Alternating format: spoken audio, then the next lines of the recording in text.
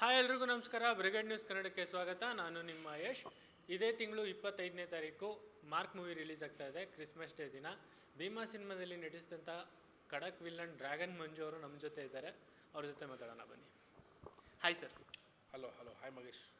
ಹೇಗಿದ್ದೀರಾ sir? Fine, super ಆಗಿದೆ. ಹೆಂಗಿದ್ದೀರಾ? ಸೂಪರ್ ಆಗಿದ್ದೀನಿ ಸರ್. ಸರ್, ಮಾರ್ಕ್ ಸಿನಿಮಾದಲ್ಲಿ ನಿಮ್ಮ ಕ್ಯಾರೆಕ್ಟರ್ ಬಗ್ಗೆ ಹೇಳೋದಾದರೆ ಏನು ಹೇಳ್ತೀರಾ? As usual ವಿಲ್ಲನೇ. ಸೊ ಅದರಲ್ಲೂ ಸುದೀಪ್ ಸರ್ ಫಿಲಮ್ಮು ಅಂತ ಬಂದಾಗ ಒಂದು ಸ್ಪೆಷಲ್ ಇರುತ್ತೆ. ಸೊ ಆ ಥರ ಈ ಸಿನಿಮಾದಲ್ಲೂ ಒಂದು ಸ್ಪೆಷಲ್ ಯೂನಿಕ್ ಸೀಕ್ವೆನ್ಸ್ ನಂದು ಸಾರ್ದು ತುಂಬ ಖುಷಿ ಇದೆ ಮಾಡಿದ್ದು. ಸುದೀಪ್ ಸರ್ ಜೊತೆ ಒಡನಾಟ ಹೇಗಿತ್ತು ಸರ್? ಚೆನ್ನಾಗಿತ್ತು. ಆ್ಯಕ್ಚುಲಿ ಅವ್ರದ್ದು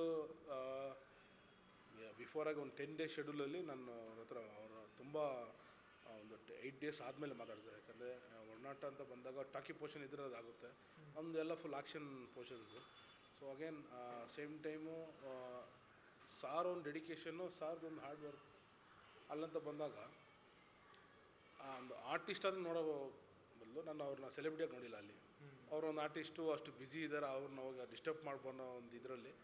ಸೊ ಇಂಟ್ರಾಕ್ಷನ್ ಸ್ವಲ್ಪ ಕಡಿಮೆನೇ.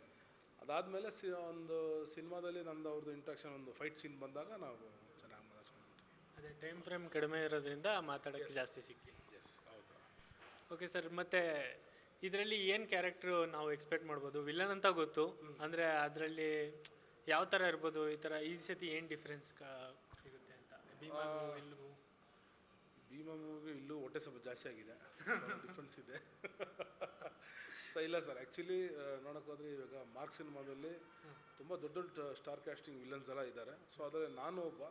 ಸೊ ಅದನ್ನು 25ನೇ ತಾರೀಕು ತೆರೆ ಮೇಲೆ ನೋಡಿ ನೀವು ಹೇಳಬೇಕು ಇದು ಡಿಫ್ರೆಂಟ್ ಆಗಿತ್ತು ಅಂತ ಹೇಳಬೇಕು. ಸೊ ಆ ಥರ ಒಂದು ಸೀಕ್ವೆನ್ಸಲ್ಲಿ ಆಗಿದೆ. ಸೊ ಫೈಟ್ಸು ಅಷ್ಟೇ ತುಂಬ ಇಂಟ್ರೆಸ್ಟಿಂಗ್ ಆಗಿರುತ್ತೆ ಈ ಫೈಟು. ಅದಂದರೆ ಇವಾಗ ಲೈಕ್ ಒಂದು 4-5 ಪೋರ್ಷನ್ಸ್ ಮಾಡಿದ್ದೀನಿ ಅಂತ ಹೇಳಿದ್ರೆ ಇದನ್ನು ರಿವೀಲ್ ಮಾಡಿಬಿಡ್ತಾ ಇದೆ ನಾನು. ಈಗ ಮಾಡಿರೋದು ಒಂದು ಪೋರ್ಷನ್, ಅದು ಅಲ್ಟಿಮೇಟ್ ಆಗಿದೆ. ಸೊ ಅದನ್ನು ಥಿಯೇಟ್ರಲ್ಲಿ ನೋಡಿದ್ರೆ ಮಜಾ. ಸೊ ಹಾಗಾಗಿ ಅದನ್ನು ಹೋಲ್ಡಲ್ಲಿ ಇಟ್ಟಿದ್ದೀನಿ. ಅದೇ ಈಗೆಲ್ಲ OTT ಬರೋದ್ರಿಂದ ಅದೆಲ್ಲ ಮಜಾ ಜನಗಳು ಮಿಸ್ ಮಾಡ್ಕೊತಾ ಇದ್ದಾರೆ. ಅದೇ ಲೈಕ್ ಹೆಂಗೆ ಅಂದರೆ ಇವಾಗ ಥಿಯೇಟ್ರಲ್ಲಿ ಹೋಗಿ ನೋಡೋದೇ ಒಂಥರ ಕ್ರೇಜ್ ಸರ್. ಯಾಕಂದರೆ ತುಂಬ ಜನ ಇನ್ನೂ ಥಿಯೇಟ್ರಲ್ಲೇ ಹೋಗಿ ನೋಡೋದವರು. OTTಯಲ್ಲಿ ಹಾಕಿದ್ರು ನೋಡೋಲ್ಲ. ಅದನ್ನು ಏನಕ್ಕೆ ನೋಡೋಲ್ಲ ಅಂದರೆ ಥಿಯೇಟ್ರಲ್ಲಿ ಹೋಗಿ ಕೂತ್ಕೊಂಡು ಒಂದು 1.5-2 hours ನಾವು ಕೂತ್ಕೊಂಡು ಟೈಮ್ ಸ್ಪೆಂಡ್ ಮಾಡೋದಿದೆ ಅಲ್ವಾ, ಅದು ಮನೇಲಿ ಬರೋಲ್ಲ. ಒಂದು ಫೋನ್ ರಿಂಗ್ ಆಗ್ತಾ ಇರುತ್ತೆ, ಯಾರೋ ಬಂದು ಬಾಗಿಲು ತಟ್ತಾ ಇರ್ತಾರೆ, ಫ್ಯಾನ್ ಜನ ಸೌಂಡ್ ಇರುತ್ತೆ, ಇನ್ನು ಮಕ್ಕಳೇನು ಆಟಾಡ್ತಾ ಇರ್ತಾರೆ. ಅದೆಲ್ಲ ಡಿಸ್ಟರ್ಬೆನ್ಸ್ ಇದ್ದು ನೋಡೋದಕ್ಕೆ ಥಿಯೇಟ್ರ್ ಅಂತ ಇದೆ. ಸೊ ಅಲ್ಲೋಗಿ ನೋಡಿದ್ರೆ ಒಂದು ಮಜಾ ಅಂತ ಇರುತ್ತೆ. ಅದನ್ನು ಮನೇಲಿ ಕೂತ್ಕೊಂಡು ನೋಡಿದ್ರೆ ಅದು ಮಜಾ ಇಲ್ಲ. ಓಕೆ ಸರ್, ನಾನು ನಿಮ್ಮ ಇಂಟರ್ವ್ಯೂಸ್ ಎಲ್ಲ ನೋಡಿದ್ದೀನಿ. ನೀವು ಕಷ್ಟದಲ್ಲೇ ಬಂದಿದ್ದೀರಾ ಇಲ್ಲಿ ತನಕ. ಈಗ ಹೊಸದಾಗಿ ಯಾರನ್ನ ಇಂಡಸ್ಟ್ರಿಗೆ ಬರಬೇಕು ಅಂತಿರ್ತಾರೆ, ಏನಾದ್ರು ಆಸೆ ಪಟ್ಕೊಂಡು ಬಂದಿರ್ತಾರೆ, ಅವ್ರಿಗೆ ನೀವೇನು ಹೇಳೋಕ್ಕೆ ಇಷ್ಟಪಡ್ತೀರಾ ಸರ್? ಏನು ಲೈಕ್ ಹೆಂಗೆ ಅಂದರೆ ಇವಾಗ ನಾಟಕ ಮಂದಿರಗಳಿದೆ, ತುಂಬ ಇದೆ.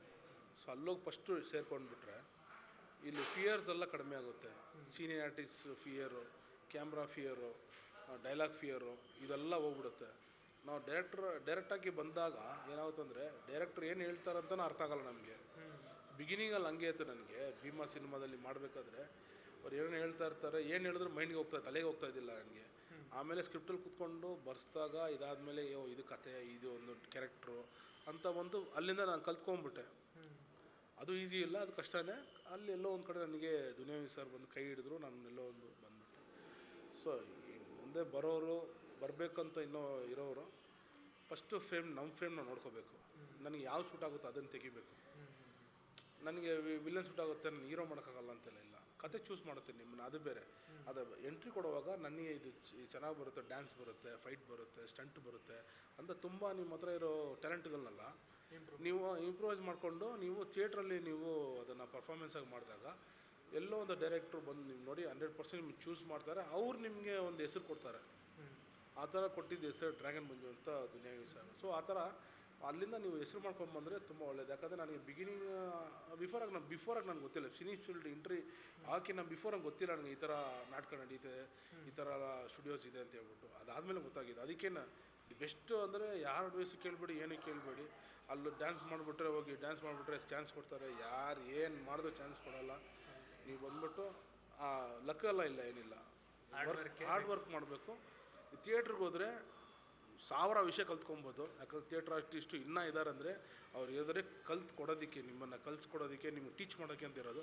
ಅಲ್ಲಿ ಕಲ್ತ್ಕೊಂಡು ಬಂದರೆ ಅದು ಬಿಟ್ಟರೆ ಬೇರೆ ಯಾವುದೇ ಥರ ನೀವು ಮುಂದೆ ಒಂದು ದೊಡ್ಡ ಕಾಸ್ಟಿಂಗ್ ಆಗಲಿ, ಒಂದು ದೊಡ್ಡ ಡೈರೆಕ್ಟರ್ ಆಗಲಿ, ಒಂದು ದೊಡ್ಡ ಡೈಲಾಗ್ ಕೊಡಲಿ, ಸರಳವಾಗಿ ಮಾಡ್ಬೋದು ಎಲ್ಲನೂ.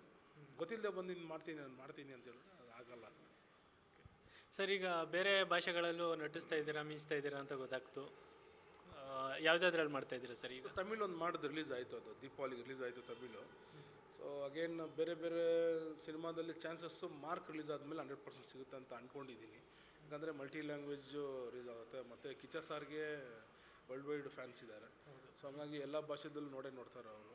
ನೋಡಿ ಅವ್ರು 100% ಕರೀತಾರೆ ಅಂತ ಒಂದು ನಂಬಿಕೆ ಇದೆ. ಓಕೆ ಸರ್, ಬಿಗ್ ಬಾಸ್ ಎಲ್ಲ ನೋಡ್ತೀರಾ? ನೋಡ್ತಿದ್ದೆ ಸರ್, ಸುದ್ದಿ ಅವ್ರು ಇದ್ದ ಗಂಟೆ ನೋಡಿದೆ. ಹೌದಾ? ಯಾರು ಇಷ್ಟ ಸರ್ ನಿಮಗೆ ಬಿಗ್ ಬಾಸ್ ಈ ಸೀಸನಲ್ಲಿ? ಸರ್, ಇಷ್ಟ ಅಂತ ಬರಲ್ಲ. ಆ್ಯಕ್ಚುಲಿ ಎಲ್ಲರೂ ಒಂದು ಕ್ಯಾರೆಕ್ಟ್ರಲ್ಲಿ ಪ್ಲೇ ಮಾಡ್ತಾ ಇದ್ದಾರೆ. ಹಾಗೇನು ಅದನ್ನು ಎಲ್ಲರೂ ಸ್ಕ್ರಿಪ್ಟ್ ಅಂತಾರೆ. ಯಾವುದೇ ಸ್ಕ್ರಿಪ್ಟ್ ಇರಲಿ, ಏನೇ ಇರಲಿ, ನಾವು ನೋಡ್ತಾ ಇರೋರು ಕೆಟ್ಟವ್ರಕ್ಕೆ ಇಷ್ಟಪಡಲ್ಲ. ಆ ಸ್ಕ್ರಿಪ್ಟಲ್ಲಿ ಬರೋಲ್ಲ ಅದು. ಸೊ ಹಂಗಾಗಿ ಆ ಸ್ಕ್ರಿಪ್ಟೆಲ್ಲ ಬಿಟ್ಬಿಡ್ಬೇಕು. ಅಲ್ಲಿ ಹೋದರೆ ನಮಗೇನೆ ಒಂಥರ ಫೀಲ್ ಆಗಿಬಿಡುತ್ತೆ. ಹಿಂಗಿದ್ದ, ನಾಳೆ ನೋಡಿದ್ರೆ ಬೇರೆ ಥರ ಇರ್ತಾನೆ, ಆ ಥರ ಎಲ್ಲ ಇರುತ್ತೆ. ಸೊ ಹಂಗಾಗಿ ಸ್ಕ್ರಿಪ್ಟೆಡ್ ವರ್ಕ್ ಮಾಡಲ್ಲ ಇದು. ಯಾಕಂದರೆ ಒಂದು ಭಾವನೆಗಳ್ನ ಹೋಗಿ ಆ್ಯಕ್ಟ್ ಮಾಡಿ ತೋರಿಸು ಅನ್ನೋದು ಯಾರಿಗೂ ಬರೋದಿಲ್ಲ. ಸುಳ್ಳಾಗಿ ಹೋಗಿ ಅದು ಮಾಡು, ಸುಳ್ಳಾಗಿ ಅವ್ರು ಇದು ಪಡಿಸು, ಆಗಲ್ಲ ಅದೆಲ್ಲ. ಸೊ ಹಂಗಾಗಿ ಒಳ್ಳೆ ಶೋ, ಚೆನ್ನಾಗಿ ಎಂಟರ್ಟೈನ್ಮೆಂಟ್ ಆಗಿದೆ ನೈಟಲ್ಲಿ ನೋಡೋದಕ್ಕೆ. ಯಾಕಂದ್ರೆ ಸುದಿಯವ್ರು ಬರೋ ಗಂಟ ನಾನು ಫ್ರೀ ಇದ್ದೆ. ಸುದಿಯವ್ರು ಬಂದಮೇಲೆ ಬ್ಯುಸಿ ಆದ. ಏನಕ್ಕೆ ನಂದು ಅದೊಂದು ಕಾಂಬಿನೇಷನ್ ಸಿನಿಮಾ ಒಂದಿತ್ತು, ಅವ್ರು ಬಂದಮೇಲೆ ಅವ್ರ ಜೊತೆ ಹಂಗೆ ಹೋಗ್ತಾ ಇದೆ ಕಂಟಿನ್ಯೂ. ಈಗ ನೀವು ಟ್ರೆಂಡಿಂಗಲ್ಲಿ ಇರೋದ್ರಿಂದ ವಿಲ್ಲನಲ್ಲಿ ನಿಮ್ಗೆ ಅಪರ್ಚುನಿಟಿ ಸಿಕ್ಕಿದ್ರೆ ಹೋಗ್ತೀರಾ ಬಿಗ್ ಬಾಸ್ಗೆ? ಸರ್, ಬಿಗ್ ಬಾಸ್ಗೆ ಆಫರ್ಸ್ ಸಿಕ್ತು. ಆ್ಯಕ್ಚುಲಿ ನನಗೆ ಟೈಮ್ ಶೆಡ್ಯೂಲ್ ಫುಲ್ ಫ್ರೀ ಇದ್ದಿಲ್ಲ ಆಲ್ರೆಡಿ. ಸೊ ಹಂಗಾಗಿ ನಾನು ಮೂವೀಸ್ ಎಲ್ಲ ತುಂಬ ಓಕೆ ಮಾಡ್ಕೊಂಡಿದ್ದೆ. ಸೊ ಹಂಗಾಗಿ ಡೇಟ್ಸಲ್ಲಿ ಕೊಟ್ಬಿಟ್ಟಿದ್ದೆ, ಹೋಗೋಕ್ಕಾಗಲಿಲ್ಲ. ಅದಕ್ಕೆ ನಾನು ಸೆಟ್ ಆಗಲ್ಲ ಅದಕ್ಕೆ. ಯಾಕಂದರೆ ಅದಲ್ಲಿ ಹೋಗ್ಬೇಕಂದ್ರೆ ಒಂದು ಮನೆ ಅಂತ ಬಂದಾಗ ಎಲ್ಲ ಇರುತ್ತೆ. ಸೊ ಆ ಥರನೇ ಅದು ಬಿಗ್ ಬಾಸ್ ಶೋನು. ಅದರಲ್ಲಿ ಇನ್ನೊಂದು ನನಗೆ ಪೇಷನ್ಸ್ ಇಲ್ಲ. ನಮಗೆ ಸ್ವಲ್ಪ ಕೈ ಉದ್ದ, ನಮಗೆ ಅದೆಲ್ಲ ಅಲ್ಲಿ ತೋರಿಸಿದ್ರೆ ಅದು ಒಂಥರ ಆಗ್ಬಿಡುತ್ತೆ. ಸೊ ಹಂಗಾಗಿ ನನಗೆ ಇಂಟ್ರೆಸ್ಟ್ ಇಲ್ಲ. ಸರ್, ಮತ್ತು ಈಗ ಒಂದು ರ್ಯಾಪಿಡ್ ಫೈರ್ ಥರ ಮಾಡೋಣ. ಆರ್ಟಿಸ್ಟ್ಗಳು ಹೇಳ್ತೀನಿ, ಅವ್ರ ಬಗ್ಗೆ ನಿಮ್ಗೆ ಏನು ಅನ್ಸುತ್ತೆ ಅದನ್ನ ಹೇಳ್ಬೇಕು. ಫಸ್ಟ್ ಆಫ್ ಆಲ್ ಈ ಥರ ಮಾಡೋಕ್ಕೆ ಹೋಗ್ಬಿಡಿ ಫಸ್ಟ್ ಆಫ್ ಆಲ್. ಯಾಕಂದರೆ ಅಂದರೆ ಸರ್ ಒಳ್ಳೇದು ಆರ್ಟಿಸ್ಟ್ ಬಗ್ಗೆ ತೆಗಿ. ನಾನೇನಾದ್ರು ಅಂತ ಹೇಳಿ ಅದೇನೋ ಒಂದು ಆಗೋದು ಬೇಡ, ಬೇರೆ ಅದು ಒಳ್ಳೇದು ಕೇಳಿ. ಬೇರೆ ಯಾವುದು ಸಿನಿಮಾ ಹೆಂಗಂತಂದ್ರೆ ನಾವೇನೋ ಒಂದು ಹೇಳ್ತೀವಿ, ರ್ಯಾಪಿಡ್ ಫೈರ್ ಅಂದಮೇಲೆ ಪಟ್ ಅಂತ ಆನ್ಸರ್ ಮಾಡೋದಾಗುತ್ತೆ.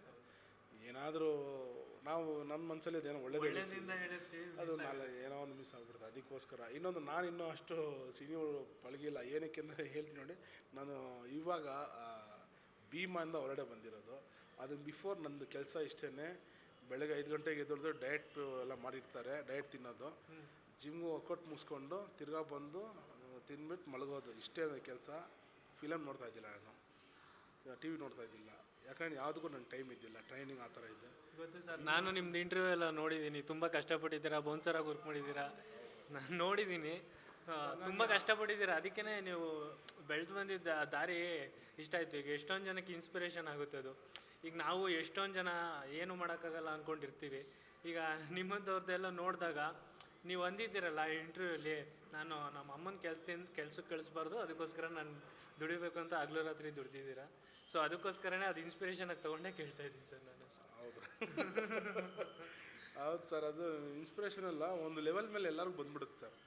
ಅದೇ ಇವಾಗಿನ ಪೀಳಿ ನಾವು ಭೀಮಾದಲ್ಲಿ ತೋರಿಸಿದ್ದೀವಿ, ಏನೋ ಚಟದಲ್ಲಿ ಯೂಸ್ ಮಾಡ್ತಾಯಿದ್ದಾರೆ. ಅವ್ರಿಗೆಲ್ಲ ಏನಂದರೆ ಏನು ಅರ್ಥ ಆಗಲ್ಲ ಬಿಡಿ. ಇವಾಗಿರೋ ಜನ್ಜಿ ಅಂತೆ, ಅವ್ರು ಏನು ಜನ್ಜಿನೋ ಏನೋ ಬುದ್ಧಿನೂ ಇರಲ್ಲ, ಏನಿಲ್ಲ ಅವ್ರಿಗೆ.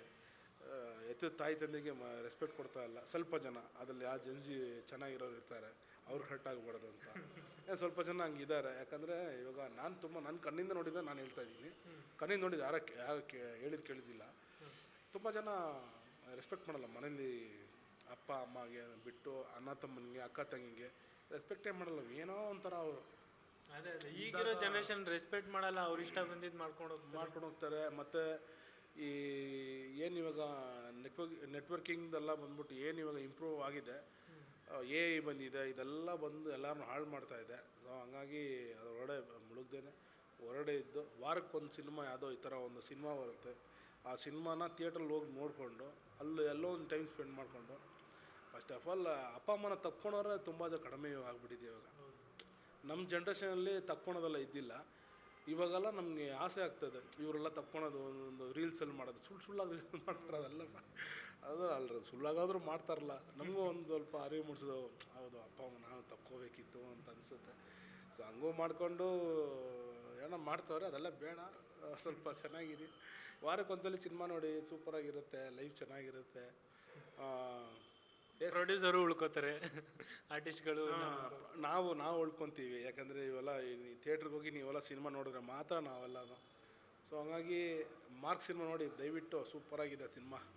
ಓಕೆ ಸರ್, ಕೊನೆಯದಾಗಿ ಮಾರ್ಕ್ ಸಿನಿಮಾ ಬಗ್ಗೆ ಏನು ಹೇಳೋಕ್ಕೆ ಇಷ್ಟಪಡ್ತೀರಾ ಜನಗಳಿಗೆ? ಸರ್ ಅದೇನೆ, ಮಾರ್ಕ್ ಸಿನಿಮಾ ಬಹು ನಿರೀಕ್ಷಿತ ಒಂದು ಸಿನಿಮಾ. ಯಾಕಂದರೆ ಟ್ರೈಲರಲ್ಲಿ ಎಲ್ಲರೂ ಕ್ವಶನ್ ಶೂಟ್ ಮಾಡಿದಾಗ ನನಗೆ ಅರಿವಾಯಿತು. ಸೊ ಇಷ್ಟೆಲ್ಲ ಶಾರ್ಟ್ ಟೈಮಲ್ಲಿ ಇಷ್ಟು ನಂಬರ್ ಆಫ್ ಸೆಟ್ಸ್ ಹಾಕಿ, ಇಷ್ಟು ನಂಬರ್ ಆಫ್ ಆರ್ಟಿಸ್ಟ್ನ ಇಟ್ಟು, ಇಷ್ಟು ಶಾರ್ಟ್ ಟೈಮಲ್ಲಿ ಈ ಶೂಟಿಂಗ್ನ ಮುಗಿಸಿದ್ದಾರೆ ಅನ್ನೋವಾಗ ಇದು ಅಂದ್ಬಿಟ್ಟು ಒಂದು ದೊಡ್ಡ ಸಕ್ಸಸ್ ಆಗಬೇಕು. ಅದೆಲ್ಲ ದೇವರಾದಂಥ ನಮ್ಮ ಕರ್ನಾಟಕ ಜನತೆ ಕೈಲಿದೆ. ಸೊ ಬಂದು ಥಿಯೇಟ್ರಿಗೆ ಬಂದು ಸಿನಿಮಾ ನೋಡಿ ಗೆಲ್ಲಿಸಿ. Yes. Okay sir, thank you so much. ಇದೇ ತಿಂಗಳು 25ಕ್ಕೆ ಮೂವಿ ರಿಲೀಸ್ ಆಗ್ತಾ ಇದೆ, ಕ್ರಿಸ್ಮಸ್ ಡೇ ದಿನ. ಎಲ್ಲರೂ ನೋಡಿ ಸಪೋರ್ಟ್ ಮಾಡಿ, ಕನ್ನಡ ಸಿನಿಮಾ ಬೆಳೆಸಿ. ಕ್ಯಾಮ್ರಾ ಪರ್ಸನ್ ಸುನೀಲ್ ಜೊತೆ ನಿಮ್ಮ ಯಶ್. ಬಾಯ್. ಇನ್ನಷ್ಟು ಹೆಚ್ಚಿನ ಮಾಹಿತಿಗಾಗಿ ಫಾಲೋ ಮಾಡಿ ಬ್ರಿಗೇಡ್ ನ್ಯೂಸ್ ಕನ್ನಡ.